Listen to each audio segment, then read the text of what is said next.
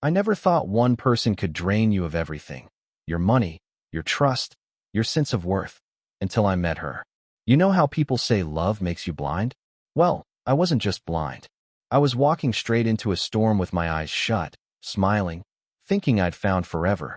At first, she was everything I thought I wanted. The type who knew how to light up a room. The type who made you feel like you were the only one who mattered. I remember the way she used to laugh at my silly jokes, how she'd hold my arm when we walked down the street, as if she never wanted to let go. To me, that meant security. That meant love. What I didn't realize was that behind that smile was a plan, one I wouldn't see until it was way too late. You see, I wasn't rich. I wasn't some guy with endless cash to throw around. But I worked hard. I saved. And everything I had, I gave without hesitation. I thought that's what love was, giving, sacrificing, putting her first no matter the cost. And for a while, she let me believe that was enough. She let me believe that she cared the same way I did. But deep down, there was something I didn't catch on to. Something dangerous. I started noticing little things. Things you don't want to believe when your heart is involved. Money missing from my wallet. Strange excuses about where she'd been. Text messages she'd hide the second I walked into the room. I'd ask questions, but she was clever. She knew exactly how to twist her words to make me doubt myself. To make me think I was the problem. And I, foolish, blinded by what I thought was love, I let it slide. Every single time. Until one night, it all came crashing down.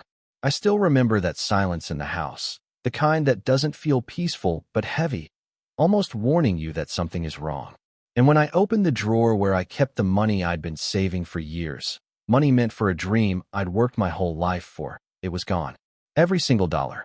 Along with her. No note. No explanation. Just empty pockets and an emptier heart. That night, I broke.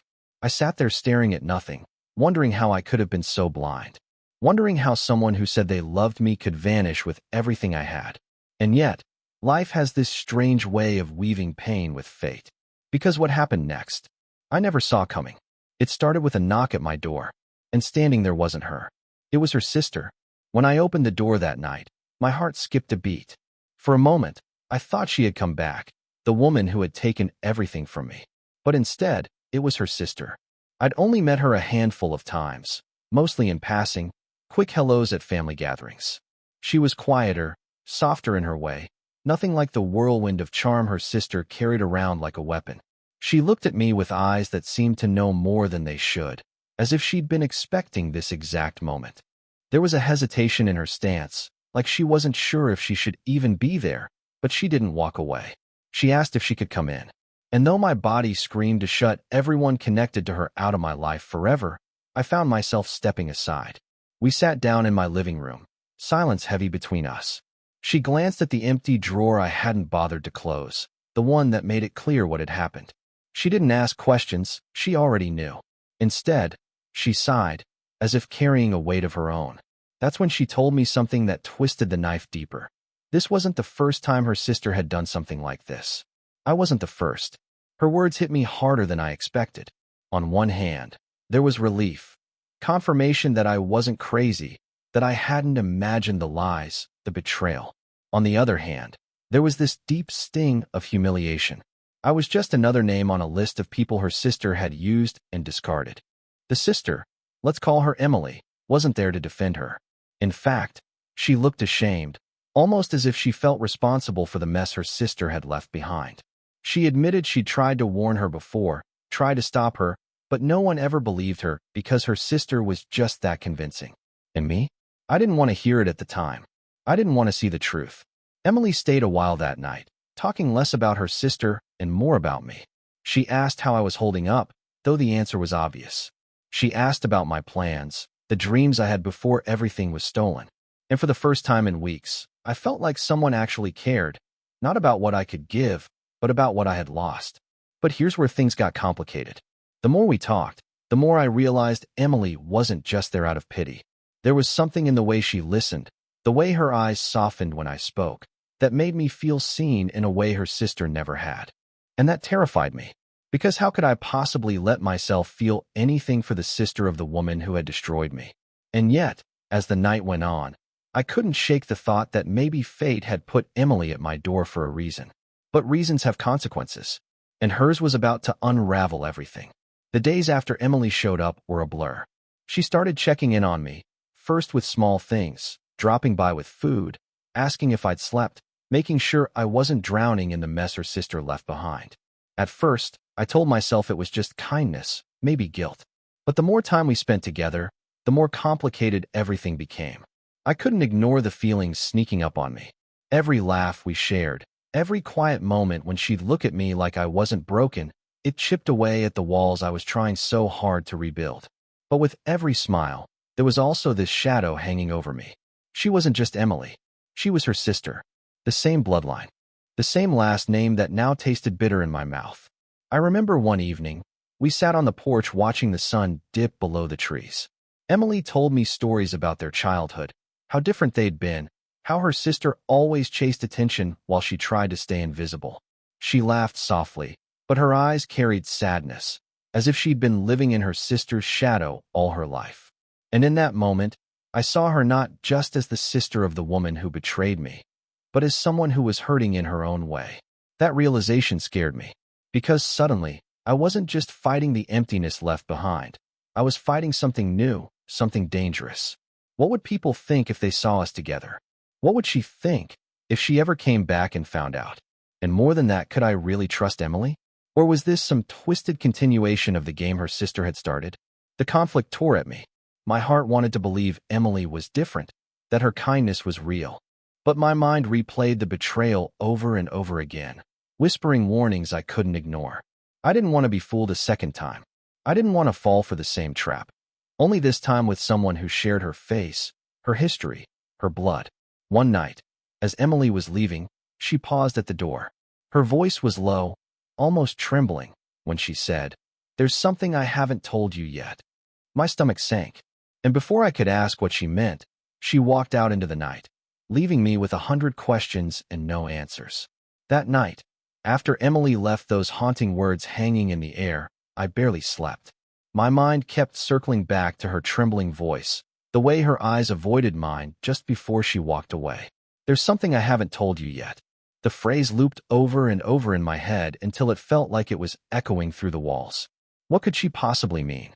I tried to brush it off, but I couldn't. Was she hiding something about her sister? Was she connected to the betrayal in a way I hadn't seen yet? Or worse, was she part of it all along? The next few days were torture.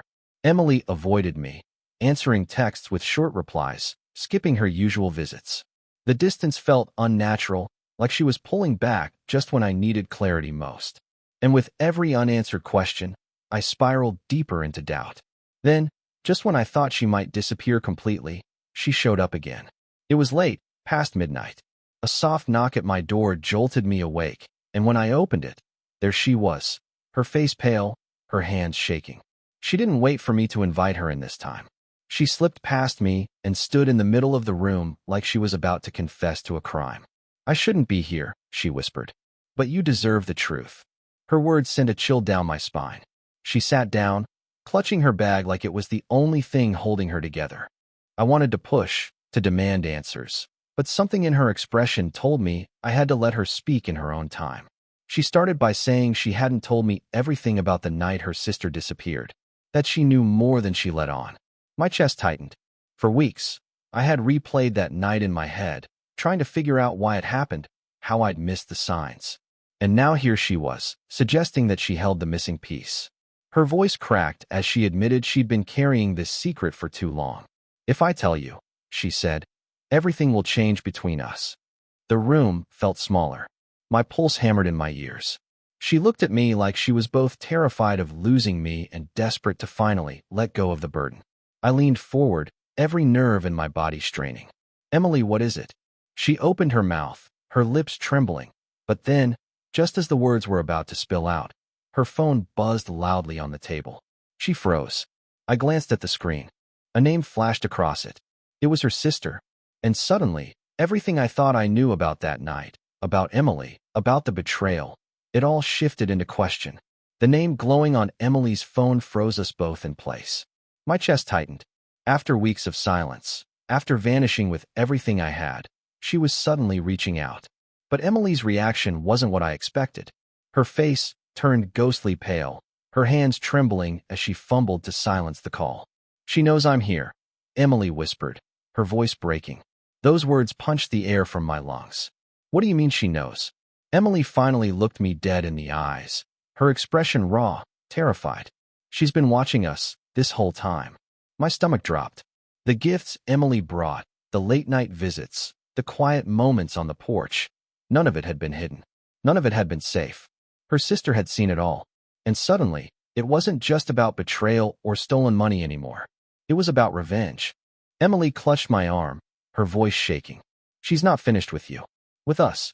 She wanted me to get close, and now she knows I did."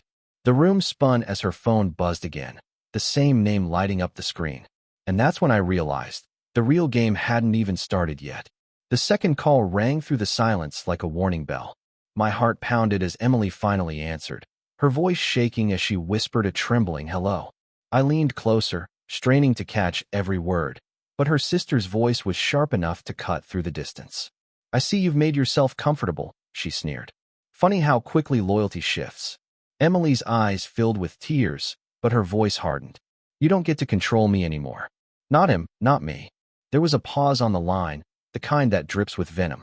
"You think he'll ever really trust you? After what you did for me?" Those words sliced deeper than the betrayal itself. I grabbed the phone, my voice raw. "What is she talking about?" Emily froze, her lips trembling. And then the truth spilled out in a flood she could no longer hold back. She had helped her sister, helped distract me the night the money disappeared. Not because she wanted to, but because she was threatened, trapped in a cycle of fear she couldn't escape. The weight of her confession crushed me, but before I could process it, a car engine roared outside. Headlights flashed through the window, blinding us both. She wasn't just calling. She was here. Emily clutched my hand, her voice frantic. "Please, believe me. I chose you. I'm here because I love you." The front door rattled violently, her sister's voice echoing through the night. "Open up, or I'll finish what I started." Every nerve in my body screamed with adrenaline. I could see it in Emily's eyes, fear, but also defiance. This was no longer about money. It was about survival. I pulled Emily close, ready to face whatever storm was about to crash through that door. But just as the handle turned, silence fell. No pounding, no voice, just nothing. We rushed to the window. The car was gone. The night was empty again. But on the porch, taped to the door, was an envelope with my name scrawled across it in her handwriting. Inside wasn't money. It was a photo of Emily and me, taken through the window just days before. The photo shook in my hands.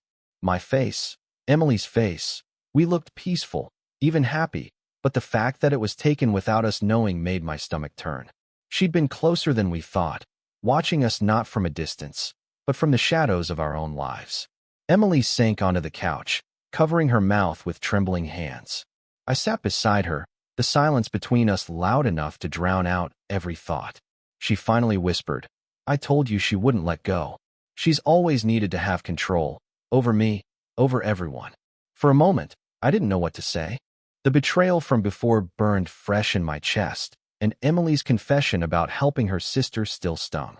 But as I looked at her, shaking, terrified, yet still here, I realized she had chosen differently this time. She could have stayed silent. She could have run. Instead, she stood at my side, even with the danger pressing in. We didn't sleep that night. We talked, really talked, about the past, about her sister's manipulation, about how guilt had kept her tied down for so long. Emily admitted she'd lived in her sister's shadow her whole life, scared to break free. "But with you," she said softly, "I felt like I could finally be my own person. I didn't want to lose that." Her words settled something in me. Trust doesn't rebuild overnight. Wounds don't vanish with apologies. But in that moment, I saw more than her connection to betrayal. I saw her courage, her honesty, her choice to step into the light even when it cost her everything. The next morning, I reported the threats, the stalking, the theft. For the first time, I stopped being the quiet victim.